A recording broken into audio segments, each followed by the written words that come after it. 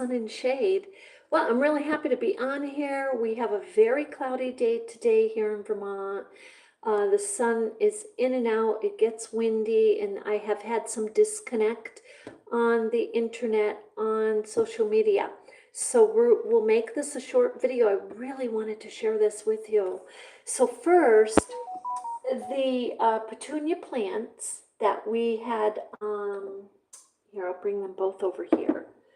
This larger Petunia plant was in tiny little, if you remember, in tiny little plastic containers, you know, from the store. So it outgrew its little containers. And so I transferred it into this beautiful handmade ceramic flower pot I had gotten at the thrift shop, and on the bottom it says made in Turkey, so it's a little bit older, and but the plant is doing pretty good. I'm a little worried because it's not as vibrant green as it was, and so I am watering it, and hopefully not watering it too much. I'm being mindful of that. So this is the original mother plant, you might say, of the Petunia. Now, I had taken this plant, and I had done a little research before I transferred, and it said clip the tops of it if it's not taking like it should, and that will make it so the plant's a little smaller, and its root system will be able to manage the plant better. So I did that, and believe it or not, the top part that I clipped is already budding. And I clipped it, and I just set it in the dirt like it said and gave it water, and it's budding. Now in here next to it, I have a teeny tiny little clay pot right there of another part of the Petunia plant. So that seems to be doing the best. But I was happy to see the bud, and looks like it is going to bloom. So that's super good news. So wanted to share that with you in case any of you are interested in trying to get the Petunia plants to go through the year in the house. It is possible.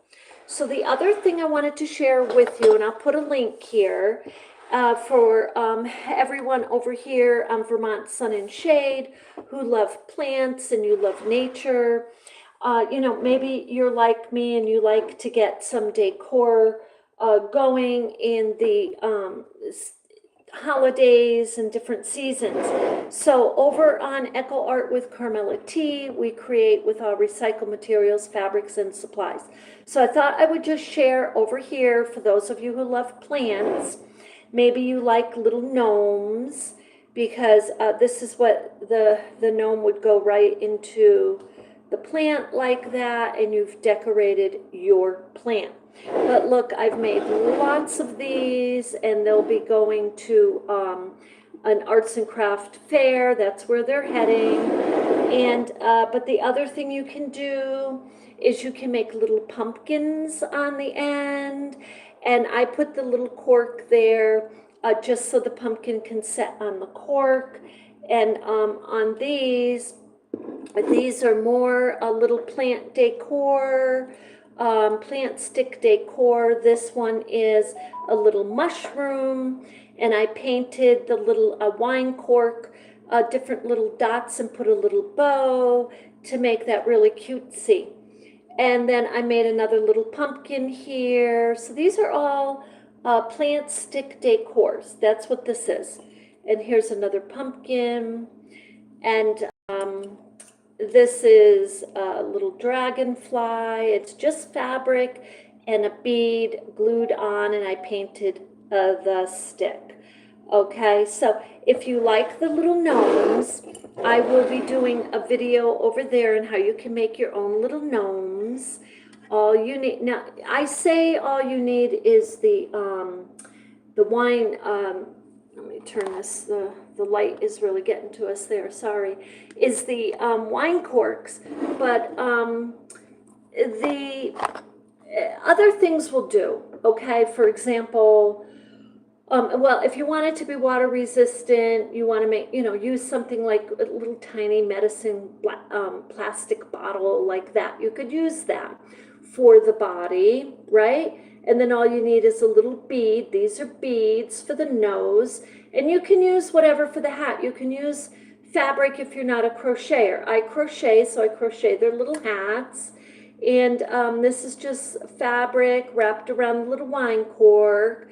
But I'll put the link in the link here at over here at Vermont Sun and Shade, and then you can go over there and you can see the different little things that we are doing over there with all recycled plastics. Recycled plastics, materials, fabrics, wood, anything that's recycled. We avert it from going in the landfill. And then that way, because a lot of these newer fabrics like this might be part synthetic or polyester or acrylic, it may have a little cotton in it, but when it gets to the other synthetic fabrics, it breaks down. It might be emitting toxins into the air and contributing to our greenhouse gases. So that's why I use the recycled fabrics. That's why I create with organics and recycled fabrics. So yeah, come along with me. Even my yarn, when I get the yarn, if I have opportunity to buy that at the thrift shop, that's what I do. So with that, I hope that you enjoyed this little video. I was making sure I keep it short because I didn't want it to just disconnect.